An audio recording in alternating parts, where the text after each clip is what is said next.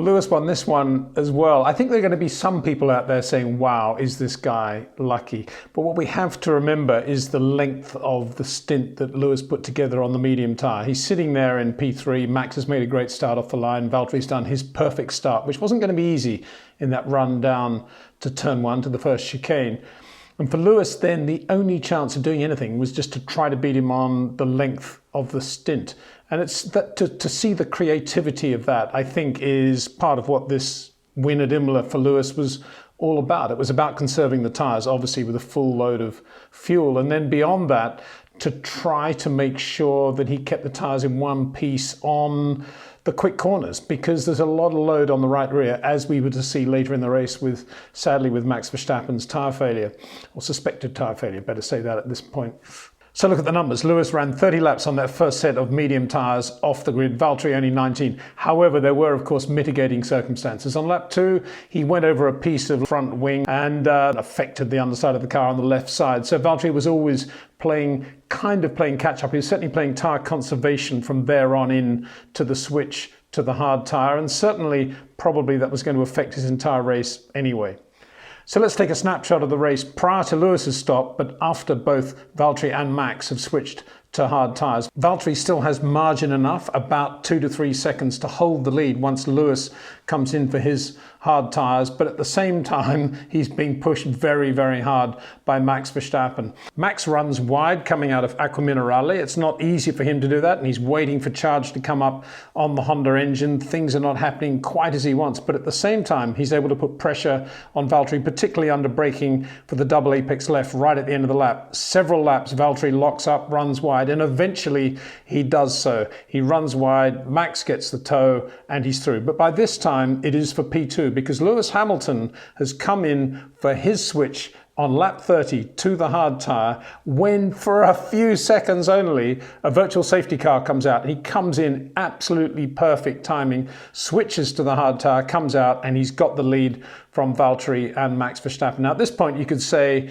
as a mate of mine, WhatsApp me in the stage of the race, Lewis Hamilton is the luckiest driver in the world. Now he's a bit of a Max Verstappen fan, so we'll make allowances for that. But at the same time, Lewis would have been putting pressure on Valtteri whether or not he'd got the lead at that point. As it happened, Max Verstappen then had his tyre blowout and Lewis was able to pull away from Valtteri and win. Near the end, when Max Verstappen had that tyre problem and the safety car came out, and then George Russell prolonged the safety car when he lost the Williams just trying to heat up the rears. We don't see that very often. Not the first driver to have done that, George. He sat there head in hands for quite a long time, very embarrassed by what he had done. Just talk to Romain Grosjean, Fernando Alonso. They've all done it, George, so don't feel too bad about it. So Lewis Hamilton and Valtteri then back on the soft tyres at the end. But Lewis timed the restart perfectly and went on to win the Emilia-Romagna Gran Premio at Imola, and thus to secure a 7th consecutive Constructors' Championship for Mercedes. A new record. Ferrari previously held that, with 6, of course. So with Valtteri out, P3 became very much a hotly contested race. You would have thought Sergio Perez would take that. He had probably the next best car in the race, but he didn't. They brought him in for soft tyres right at the end for that sprint to the finish, on the basis that it is difficult to overtake at Imola. You can have DRS, of course, out of the last corner, but it's not an easy circuit on which to overtake. Just speak to the 2 McLaren drivers who went round nose to tail once Carlos Sainz had gazumped Lando early in the race at the first chicane. So they took that gamble with Sergio, but in reality it didn't pay off. But it didn't pay off for a very good reason. Beautiful driving by Charles Leclerc with pressure from Sergio Perez right to the end. Sergio on the soft tyre, Charles on very, very old, worn, hard tyres, and he was unable to get past. That was a great bit of driving, as indeed was Daniel Ricciardo, to retain what was then 3rd place as a result of Sergio going in for tyres for Renault, and to finish 3rd. Daniel Kvyat was another to stop for soft tyres before the restart. He was really quick when the race was underway again. Probably the best we've seen from Daniel Kvyat all year. He was really aggressive on the inside and the outside, to the point where Alexander Albon spun really just in shock. But he couldn't get past Daniel Ricciardo. Superb bit of driving by Daniel, superb bit of driving by Charles Leclerc, both of whom had quick drivers on the soft tyre behind them, but they made no mistakes in the 3 or 4 or 5 laps through to the checkered flag and retained their positions. So it was Daniel Ricciardo who finished third, got another podium finish for Renault. Daniil Kvyat was fourth. Charles Leclerc, a very good fifth in the Ferrari that is not as competitive as it was in Portugal. Obviously, they've made a little bit of progress, but this was a difficult car to drive all day, as we saw Sebastian Vettel again finishing out of the points in the other car.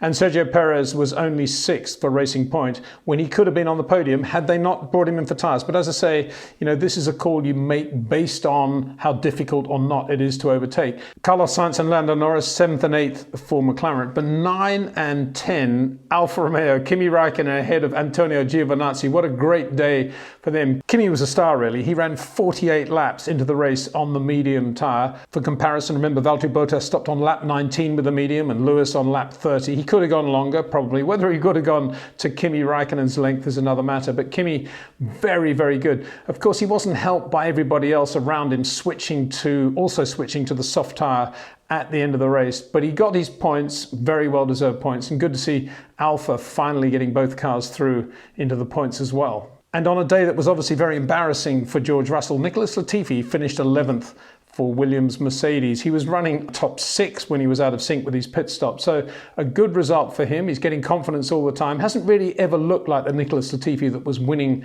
races in F2 yet, but he's getting there. So that was Formula One comes to Imola. Putting aside the early and very disappointing retirement of Pierre Gasly's Alfa Tauri-Honda with low water pressure, my overriding thought at the end of this race is that Max is okay. Tyre failures at Imola, never a good thing. It reminded me a lot of the 1980 Italian Grand Prix at Imola when Gilles had also had a right rear tyre failure coming towards Tosa, not far away actually from where Max's problem occurred as well. Gilles was okay. He hit the guardrail hard. It was a really, really big shunt. On this occasion, Max was able to spin the Red Bull into the runoff area and climb out. It was just a reminder of going back to Imola after all these years of how much progress has been made with safety and how lucky we are to be living in this era. Next race, the Turkish Grand Prix at that fabulous circuit in Istanbul, which has basically been doing nothing for too long. Can't wait to see the cars through that triple apex left-hander. They think it'll be flat through there. If so, G-force going to be amazing, and so is the load on that right rear.